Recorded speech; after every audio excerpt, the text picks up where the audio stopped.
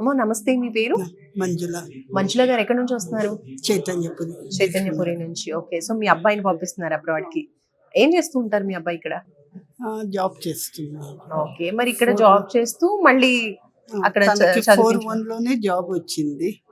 4-1 exams అవన్నీ కూడా job చేస్తూనే రాశాడు. సో ఫర్దర్ మాస్టర్స్ కోసం Masters అబ్రాడ్ కి abroad. పంపిస్తున్నారు. యూకేకి వెళ్తున్నారా? అవునండి.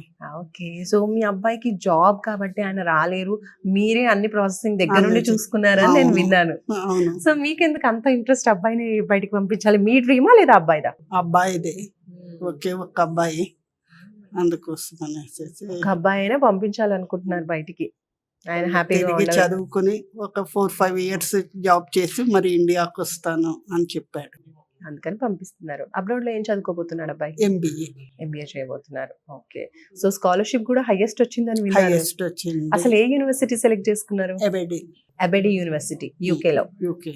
ఓకే, స్కాలర్షిప్ ఎంత వచ్చింది? 8,000 pounds అంటే 10 lakhs. 10 lakhs.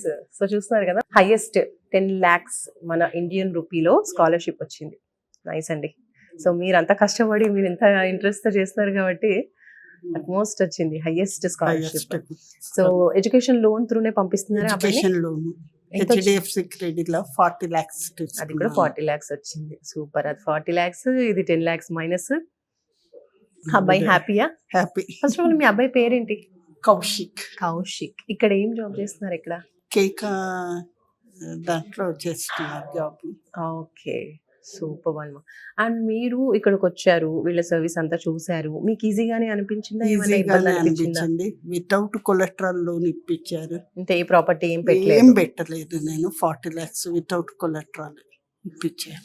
ఈజీగానే ఉండిందా? ఈజీగానే ఫిల్లింగ్ ఉంది. కావచ్చు, ఏం అడ్మిషన్ లేదు. ప్రాసెస్ కావచ్చు. తేజ సార్, మునీర్ సార్ మ్మ్. వీళ్ళంతా ఓకే, చేశారు. సో చాలా మంది కూడా వెళ్ళాలనుకుంటూ ఉంటారు కదమ్మా స్టూడెంట్స్, కాకపోతే ఏదో ఒక రీజన్ తో ఆగిపోతూ భయపడుతూ ఆగిపోతూ ఉంటారు. ఉంటారు. మీలాంటి పెద్దవాళ్ళు చెప్తే ఇంకొంచెం ధైర్యంగా ఉంటుంది. వాళ్ళకి వెళ్ళాలి అని పిల్లలకి ఉంది అంటే స్తోమత లేదు అని ఆగద్దు.